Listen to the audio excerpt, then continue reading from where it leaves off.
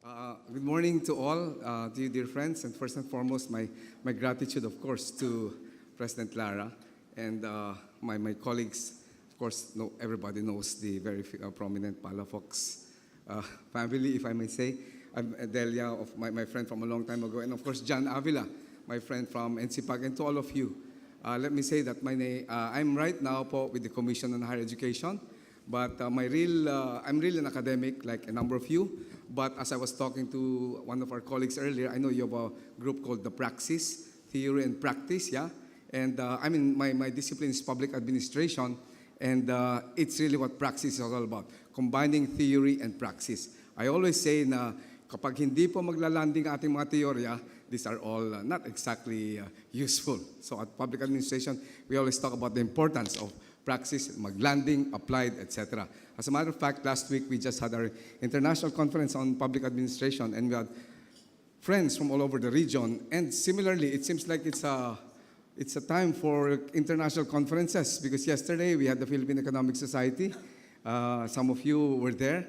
And of course, in 2 days, we have the Galingpok program. Some of you, of course, are familiar with Galingpok, a program that was started some time ago in 1992 at the ALG, from which we can learn from good and best practices in local governance. The whole idea po is my presentation for President Lara is to talk about the local government code, how does it apply, if you may, or not apply to federalism, and what are the implications for urban planners, such as this whole group of very, very prominent and planners in this room today.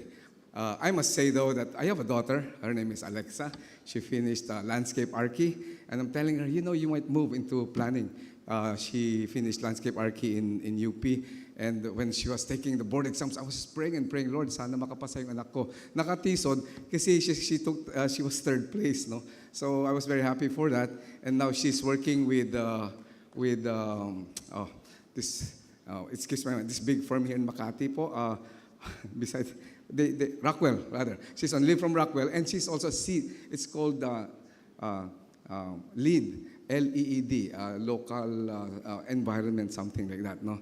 But anyway, she's very good, and I should tell my daughter to move into but she's a consultant right now with some of those guys. Anyway, okay, I'm supposed to discuss federalism, something that has really occupied our discourse over the past so many months, no, since President Duterte took over. But I was telling Architect Palafox earlier, this whole discussion on federalism started a long, long time ago. I'll go all the way to Jose Rizal. I have some slides on that. Pero sinabi ni Rizal, Rizal also himself was a federalist. But to go back, fast forward, even as in UP, one of our former deans, Gabi Iglesias, we've talked about federalism in the 1980s. Sir Palafox was talking about it in 1977.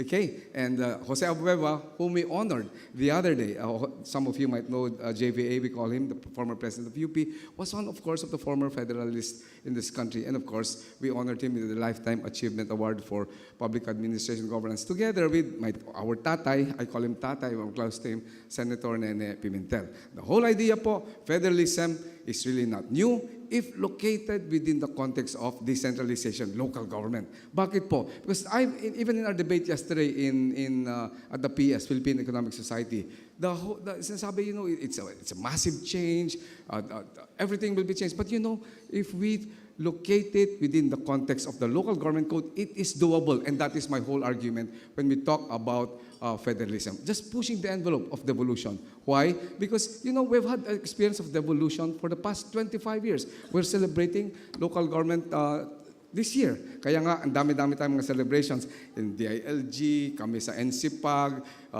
USAID. You guys, I'll refer to you later on about you were really helping us doing the RFAs, Rapid Field Appraisal.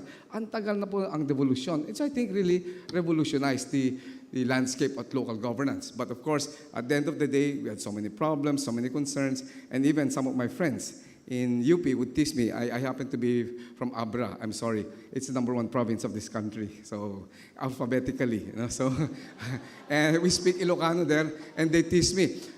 planunot, they say. Tayong mga Ilocano, planunot ng we keep on planning, and I saw that was some of those that came out. Sometimes we have nice, super nice plans, but sometimes hindi naglalanding. Kaya sabi ng Ilocano, planunot. It's really a contraction of the word thinking, planning, and planning. But at the end of the day, it has to be implemented. I saw a very nice slide of a vision of the Philippines. I was telling Delia earlier. But you know, many of you, I'm sure, have been to Seoul. I think it's called Cheonggukchan area, di ba? You go to Seoul, that beautiful area, it used to be just a simple, ugly road. But the mayor, who now became one of the outstanding, and became president of Korea at one point, removed the road, and guess what? There was that river, di ba? And if you go there, some of you have seen it. It's buhay na buhay. People can walk there at night. Pero dati, it was just closed. It was a river na natakpan po. That was really part of Seoul's planning. And I saw that was one of the visions that was mentioned, I think, under under ambition. Okay. So my presentation, and I will stick to the 30, I've already used 5 minutes, so 30-minute time limit. I will first talk about the context of decentralization, local autonomy. 25 years, we can learn so much po. Kasi ang theme ko po ngayon is federalism. We can learn so much, hindi po ito bago. Kapag po, as we say, you limit it within the context of decentralization. Because if you think it's something quite massive, you know, one of the biggest enemies, if you may, of decentralization is really lack of information. But if you locate it within the context of deepening decentralization, local autonomy, and that's what we were saying for the longest time, it is doable, implementable, even within the context of administrative, public administration. But also it can be political. And I know many of you here are also local government officials, tayo mga tiga-LGU. And I know that, syempre, may pagkukulang yung local government code. But at the same time, if we locate it within the context of deepening decentralization, for me, it is doable. That has been our collective advocacy. I'll talk about federalism. I call it next logical step. My friend says, it's not a logical step. Well, it's logical if it is pushing the envelope of decentralization, which I'll discuss, and implications for urban planning and development. You are the expert, so it will be the height of presumption for me to even say this, but I'll just talk about some implications that I see from my discipline of public administration. So the context of decentralization, local autonomy, as I've said, theoretical framework, alam mo tayo mga nasa academe, we like theoretical framework, an approach to. And I remember Senator Salongo telling me, alam mo kayo mga academe, ang dami kayong mga framework, an approach to, pero hindi naman kayo nakakarating. So that's for us academics, no? Sir, kapag nakarating kami, wala na kami trabaho. Okay, but seriously, that is really, may hugot yun, as they say to you sa contemporary, may hugot yun. Because to a certain extent, at the end of the day, one fundamental problem of public administration and governance in this country is hindi po nakakapaglanding, we don't implement. Kaya nga sabi ng Ilocano, planunot, kayo nga planunot, apo. Masapol nga aglanding, masapol nga ma-implement. Okay, so I'll locate that within the context of decentralization, local autonomy, then the modes of decentralization, devolution. Very quickly lang po, when we talk about decentralization, it's really 3 things. Deconcentration, NGA, transfer of powers and authorities to the national government agencies, which is called deconcentration. Administrative po ito. The second one, which we have today, is local governance, which is really devolution. Nandito po tayo, including these NGOs and POs, non-governmental organizations. So the participation of NGOs and POs, even in your local development councils, you are the planners. Alam natin na at the regional level, provincial level, city level, barangay level, ang gaganda mga struktura natin. Provincial Development Council. Pero in these councils, you have 1/4 from the NGO. Diba? 1/4 from the NGO. And that, I think, is one nice aspect of us in the Philippines, wherein if we talk about NGO participation, the Philippines has always been considered a model. But question, how has it been implemented? We have a lot of good and best practices, but unfortunately, we also have some that were not the best practices. Sino ang mga NGO na nakaupo sa ating mga development council? Dapat 1/4, no? Pero kung minsan, at one point, I remember, nakaupo sa mga NGO, you have all kinds of NGOs in this country today, right? At one point, we have the big NGOs, bingo, the small NGOs, singo, the fund-driven NGOs, fandango. Then you have the Malacanang NGOs, mango. I'm looking historically, not now, no? And of course, you have the NGOs that are here today and gone tomorrow, come and go. My point is that you have the NGOs and the real NGOs. And when I happened to be part of that move to help in the local government code, when it was being written with Senator Nene, we said, yes, we can institutionalize participation. 1/4 galing sa NGO. And there are indeed good and best practices. We always cite, of course, Naga City's example as one of the best development councils. But the question is really, it is replicable, it is doable, and given sometimes our record as Philippines, kung minsan we're able to shift it in the sense na, I'm a mayor, natalo ko, I'll set up my own NGO, ako nang uupo. I'm a mayor, wala naman NGO, ilagay ko ang aking asawa. The point is, we were doing this in DILG po. DILG, when we said we have to have NGOs, we made a survey. I don't know if some of you remember her. Her name is Tita Mistal, the BLGD. Tinignan natin yung quote-unquote capacities. We have NGOs, and unfortunately, we don't have many NGOs at that point in time when the local government code was being enacted. So it is evolutionary po, and we have to build on that. I think that's one thing. If there's any message, you cannot have federalism right away. We have to build on our experiences. And I remember Butchabad yesterday was exactly telling this. We have to look at our historical experience. Hindi pwedeng mag-federalism tayo. Pero kung minsan, ganun po ang pag-isip ng iba. Pero hindi po. Pwede tayong mag-federalism, but we build on what we had, which is the devolution. If we limit in that, we're fine. But if we talk about this whole big notion of federal structure, big changes, mahirapan po tayo. The whole idea, it is evolutionary. It is something that we build on time. Okay, I better hurry. Okay, so, but these are some of the issues.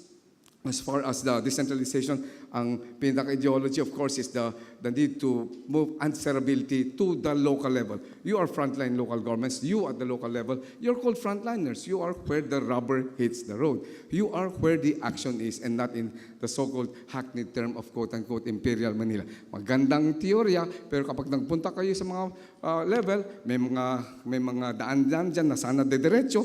In Ilocano, ikilo-kilo tayo, apo. It has to go to a certain area because, of course, these are just examples. Kasi nandun yung bahay ng gobernador, nandun yung bahay ng mayor, di ba? Pero sa plano, yun ang daan, di ba? That is part of the planunot that we say. In other words, we're talking politics here. And politics cannot be avoided. It cannot be avoided, but we can have good politics. So how do we get them, our partners, our policymakers, to help us in coming up with rational plans that are responsive? But yes, there are cases of bad practices, but I must emphasize there are cases of good practices in local governance, including in the planning discipline. Okay, historical context, I've already mentioned about local governments being in the front lines, and it's something that has been implemented over the past 25 years. Let's build on that. I've already talked about frontliners, and many aspects have been transferred. Law and order, I don't say peace and order, it's law and order, because it could be the peace of a cemetery. It is law and order in the sense that stoplight is a stoplight is a stoplight. Unfortunately, in our country, sometimes a stoplight is a suggestion light. And the best suggestion light that we've seen is right in front of East Avenue. Those of you from Manila, are you kidding? Go in East Avenue, in front of the LTO, meron pong stoplight doon. At this is Land Transportation Office. Red light yan. Kapag nandiyan ka, alas 10, alas 11, or even 8 o'clock at night, red light, wala naman tumatawid eh. We cross it. What is there something wrong with us? What is wrong with us na ayaw natin huminto? My point is sometimes that is what law and order is all about. Sometimes our greatest enemy is ourselves. And that's what I'm saying. And for me, that's the greatest paragon, the stoplight in front of the Land Transportation Office here in East Avenue. Make that experiment. You stop there, sa gabi, uminto ka, may bus sa likod mo, bubusinahan ka. Red light, bubusinahan ka. Hey, excuse me, it's a red light, suggestion light. So okay, so ecological, so the point being, dear friends, a lot has been transferred to the local level, to the frontliners. Okay, this is a structure of local governments that all of you are familiar with, and I must say, you have 4 tiers, and if we have a federal structure, it would be here, and perhaps the suggestion now is it will be an opportunity for local governance reform. And there's this school of thought that maybe our barangays should not become political units. Perhaps they could be administrative units. Why? Because we have so many. Ang dami na, there's just too much, as they say, partisan politics in this country. Kapag hindi mo ka color code, sorry na lang. But there were really moves. I think to a certain extent, we outdid ourselves. How many more minutes I have, man? Tell me kung 10. Okay, 10 minutes. Okay, I better hurry. Okay, so these are the features of the local government code. Barangay, as I said, federal system, an opportunity to reform local governments. So this next slide just tell you about the different aspects of the local government code. It transferred regulatory functions, it transferred delivery functions, financial services, and of course, participation of NGOs. And there were some problems over the past 25 years. This included local finance, local special bodies, personnel, what will happen to those devolved personnel, etc., etc. Now, next part, we've been doing our part po, together with USAID. Over the past 25 years, we have had what we call RFA, Rapid Field Appraisal. Monitoring, if you made the status of devolution. So it was done since 1992 and 1990. Every year po yan, hanggang last year. But after last year, it was already supported by UNDP po, and together with Asia Foundation. But the whole idea, the ILG has been here, but it's really very, very, very much in accordance to the imperative to monitor the implementation of the local government code. So these are, I'll leave this slides with you forever, there were. But isang lumabas po, sa last, at shoot po dito, sa last RFA, mahalaga po ang role ng ating mga local institutions, particularly po ang ating mga HEIs, higher education institutions. They can be hubs, those who are the front line, to address one particular big concern, capacity building. And I'll end with that. So the 12th RFA talked about that. Okay. So there were some good and best practices in local planning, including traffic management. I mean, come on. I know that Cora was here yesterday, Cora Cruz, a good friend of ours from NCPAG, she finished her doctorate with us. But you know, this is a problem. MMDA, question, politics. Should, and I know Joelina was here, should we convert Metro Manila into political organization or administrative? Because the mayors will say, alam mo, kung ka lang naman, appointed ka lang, elected kami. Kaya yan po ang isang dahilan kung mahina po ang MMDA. You go to Tokyo, you go to Seoul, you go to Jakarta, elected. Question, is it now time for us to have a regional government? We should consider an elected regional government. I don't know. But ang point ko, under this massive reform that we shall start under federalism, we can re-examine this po. Because for the longest time, kami sa College of Public Art now in NCPAG, we have advocated for a stronger MMDA po. Because if it continues to be the way coordinative, we all know coordination is the weakest form of exchange of information. But this traffic management, solid waste, flood control, pollution, preservation. The whole idea po is very important po ang planning as far as it's concerned. Okay, I should hurry. So on the balance, the effects of decentralization are okay, 25 years, not so bad, but we could do better. So to our credit, I think devolution has worked in this country. It has worked because of the so-called good and best practices, which I will now cite. We have had good problems, but we have good concerns, but they're in financial autonomy, local, this mahalaga po to, especially sa ating mga LGU. National, local, what is yours, what is mine? Alam po isang lumabas na problema dito sa decentralization. We have talked about build the capacity of local, build the capacity of local. Excuse me, shouldn't you build the capacity of national? Kung minsan masyadong mayabang si national eh. Kasi mismo ang dapat mabuild ang capacity. Yun ang importante. When we talk about capacity building, that's why we at national should all, I say we because we're part, should also be humble enough to say, hey, this has been transferred, it's not ours. Forget control. So we simply provide the framework, but in terms of where the rubber hits the road, it's you guys who will do it. Kung minsan si national ayaw magbigay. Question of power. And that is what politics is all about. It's very, very hard to give up power. So you're caught in that, okay? But there are areas of interlocal cooperation, people participation, etc. So federalism as an option, like I said already, Jose Rizal himself said, the reason I say this po, hindi bago ang usapin ng federalismo. Si Rizal mismo nagsabi po niyan, at kasama na rin, of course, si Tatay Nene Pimentel, talk about federalism as is in the platform of PDP Laban. It's also, I took this page, I've been using this slide even when Mayor Duterte became president, but he himself has been talking about federalism. That's a platform lang. And of course, Salvador P. Laurel talk about the importance for federalism. In other words, this is really something that talks about the importance, recognition of strengthening frontline local.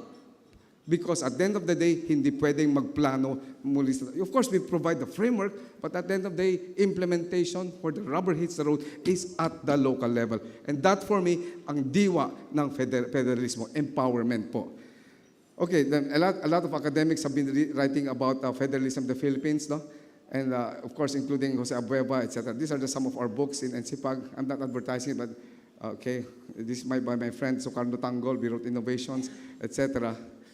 Ang point ko po, the only reason I put this, we have lots of materials already in federalism. Ang point ko po, matagal na pong usapin. Pero ang point ko po, kapag i-implement natin, let us limit the discussion to something that is doable. And for me, it can be doable if we take off from, build upon the local government code, build upon autonomy as an issue. Okay, so this is another approach na hindi makakarating. Okay, and it's really, makakarating po ito. It's really a transfer. So if you talk of federalism po, it's really a transfer of powers. As we go down the right, we're transferring powers and authorities all the way here. We have a deconcentration under the integrated organization plan, devolution, local government code, regional autonomy for ARM, but not Cordillera. Kami po sa Cordillera, inopose namin for wrong reasons, but hey, we're now really pushing for it. And next is federalism.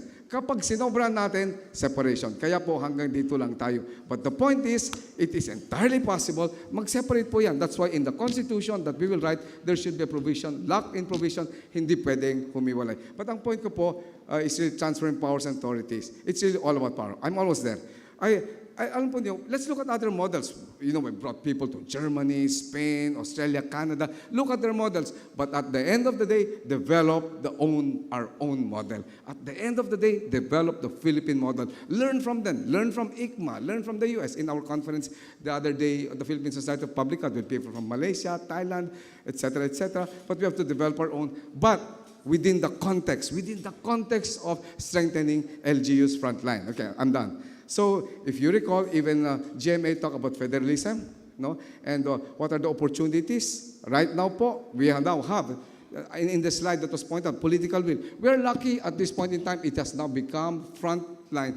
You know, dati hindi pinapansin yan, but since President Duterte has talked about it, everybody's doing federalism, which I think for me is fantastic, which for me is important because it now focuses the problem where the action is at the local level. Let's take advantage of it, but we have to talk about the importance of capacities. We should not be careless. We should not be reckless. We should not just jump into it. We should make sure we are ready, and that is where capacity building comes from. And this is where your organization, a lot of you guys here, your organization can come in. I say our kasi kahit na epal lang ako, I was part of this. We had a conference sometime back with Cora Cruz and Irene Machine Vitas. These are the threats, you know, threats elite capture. But, you know, we have had elites, even decentralization, andun sila. It is a fact of life in the Philippines. And it's important, and I think ang kagandahan po, under the local government code, nilipat sa inyo ang kapangyarihan, nilipat rin ang pananagutan.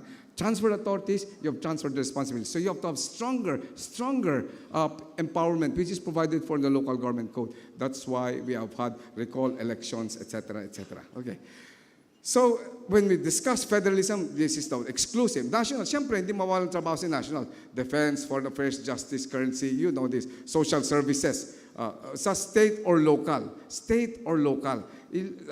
Agriculture, environment, local po ito. But ito, exclusive. And may shared po. Dito po ang usapin. Dito po ang negotiation in terms of what is the role of national in terms of education, providing the framework, role of national in terms of providing the framework for planning, etc., agriculture, etc. So, one particular issue in federalism, the need to clearly define who is responsible for what. Okay. So, ideologically, we say sometimes devolution is really to return. Isubli in Ilocano, ibabalik. Those of you guys who have been to the States, diba, kapag magpunta tayo doon, we buy jacket, we buy shirts, tapos may wedding, ipaayos mo nga eh. Basta itago mo yung resibo, pwede mong ibalik, di ba? Okay, and nakita ko po ito, and they call it devolution, return. Isn't devolution simply returning powers to where it belongs? I think that's what it's all about. And to a certain extent, for me, that is what the whole idea of democracy and federalism. Hindi po siyempre mawawalan ng trabaho national. We provide the framework, unifying framework. Indonesia, they call it Bhinneka Tunggal Ika, unity in diversity. We are diverse yet different. Same, but different. Okay. So, as I said, we should build on the hard-earned gains. Nandyan po yan.